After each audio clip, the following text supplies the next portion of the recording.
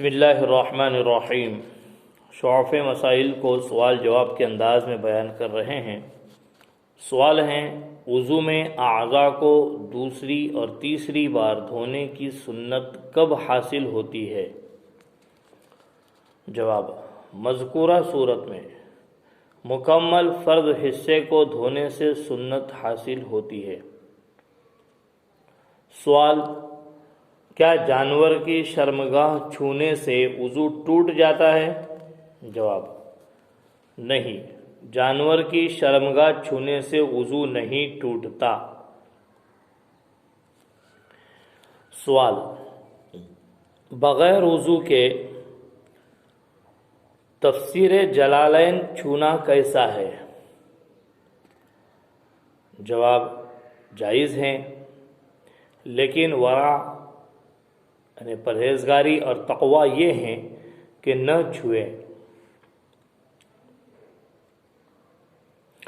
صاحب کتاب فرماتے ہیں، میں نے فتاوی جمال رملی میں دیکھا کہ آپ سے تفسیر جلالین کے متعلق دریافت کیا گیا کہ کیا تفسیر قرآن کے برابر ہے یا قرآن تفسیر سے زیادہ ہے؟ تو آپ نے جواب میں فرمایا کہ یمن کے ایک شخص نے تفسیر اور قرآن کے حروف کو ٹٹولا اور شمار کیا تو اس نے تفسیر کے حروف کو زیادہ پایا، لہذا معلوم ہوا کہ بغیر وضو کے تفسیر جلالین کو اٹھانا یا چھونا جائز ہے۔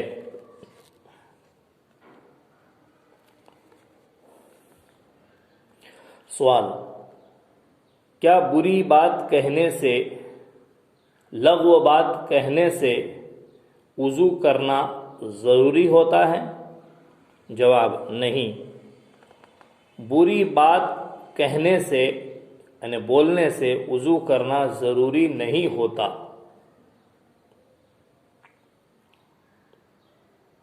البتہ وضو کرنا مستحب ہوتا ہے۔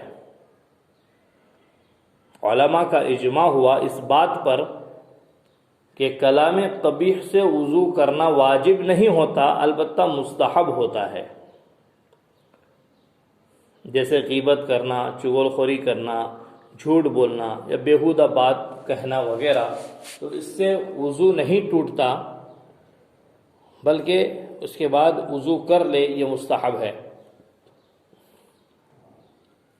سوال، کیا وضو کے بعد آسمان کی طرف نظر اٹھا کر کلمہ شہادت پڑھ سکتے ہیں؟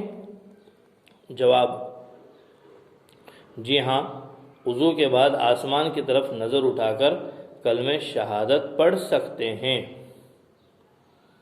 ابو داؤد شریف کی روایت ہے، اچھی طرح وضو کرے، پھر وضو کرنے والا اپنی نظر آسمان کی طرف اٹھائیں اور کہیں اشہد ان لا الہ الا اللہ آخر تک۔ سوال، کیا وضو اور غسل کے دوران کلمہ شہادت پڑھنے کا ثبوت ہے؟ جواب، نہیں، وضو اور غسل کے دوران کلمہ شہادت پڑھنے کا ثبوت کتب فقہ میں نہیں ہے۔ سوال، کیا ہمیشہ باوضو رہنا مستحب ہے؟ جواب، جی ہاں، ہمیشہ باوضو رہنا مستحب ہے۔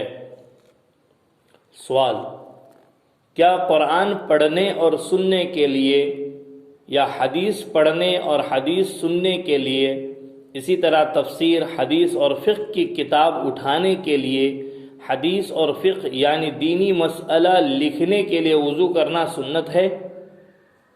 جواب، ہاں، ان مذکورہ صورتوں میں وضو کرنا سنت ہے۔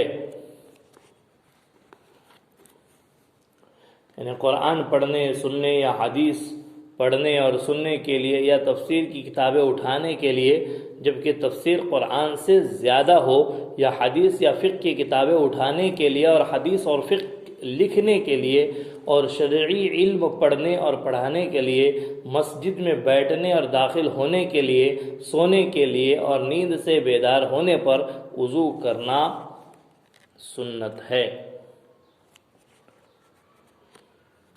قرآن پڑھنے کے لیے وضو کرنا سنت ہے، یہ اس صورت میں ہے جبکہ وضو کی حاجت لاحق ہو، چونکہ غسل کی حاجت لاحق ہونے کی صورت میں قرآن پڑھنا حرام ہے۔ سوال: کیا میت کو اٹھانے اور چھونے والے کے لیے وضو کرنا سنت ہے؟ جواب: جی ہاں، میت کو اٹھانے اور چھونے والے کے لیے وضو کرنا سنت ہے۔ سوال: وضو کرنے کا یقین ہو اور بعد میں حدث کا شک ہو تو کیا حکم ہوگا؟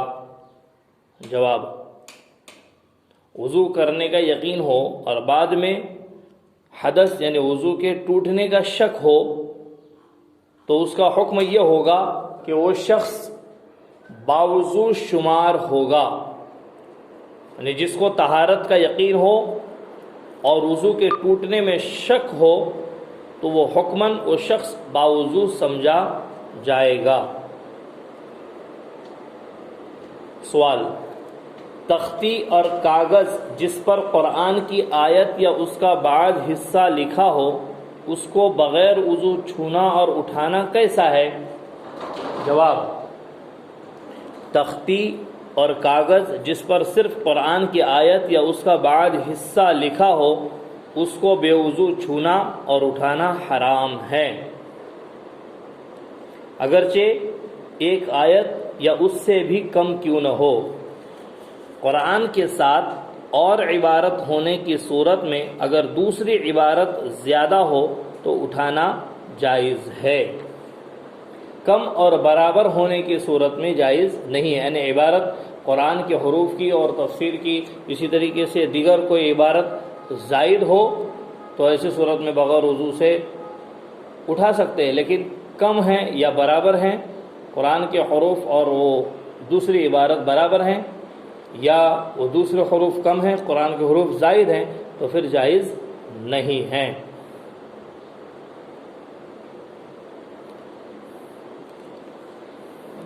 فقہ، حدیث اور تفسیر کی کتابیں اٹھانا جائز ہیں قرآن کے علاوہ زیادہ ہونے کی صورت میں۔ اس تفسیر کا اٹھانا جائز ہے جس میں تفسیر قرآن سے زیادہ ہو، اگر قرآن زیادہ ہو یا دونوں برابر ہو تو پھر حرام ہیں۔ سوال: کیا محدث و جنوبی کے لیے، یعنی جس کو حدث لاحق ہوا ہو یا جنابت لاحق ہوئی ہو، ایسے شخص کے لیے قرآن کا لکھنا جائز ہے؟ جواب: جی ہاں، محدث و جنوبی کے لیے قرآن کا لکھنا جائز ہے بشرط کہ وہ اس ورق کو یا کاغذ کو نہ چھوئیں، نہ اٹھائیں، تو ایسی صورت میں جائز ہیں۔ سوال: جس خط میں قرآن کی آیت ہو اسے محدث اور جنوبی کا اٹھانا کیسا ہے؟ جواب: قرآن کے علاوہ زیادہ ہو تو چھونا اور اٹھانا جائز ہے ورنہ نہیں، اس لیے کہ آپ صلی اللہ علیہ وسلم نے ہرقل کی طرف ایک خط تحریر فرمایا جس کو اس آیت کریمہ سے زینت بخشی، یا اہل الکتاب تعالوا الی کلمۃ سواء بیننا وبینکم، اور اس خط کے لے جانے والے کو آپ صلی اللہ علیہ وسلم نے طہارت کا حکم نہیں فرمایا۔ اگر آیت کے الفاظ خط کے الفاظ سے زیادہ یا برابر ہو تو چھونا اور اٹھانا حرام ہے۔ قرآن کو اٹھانا یا چھونا جائز ہے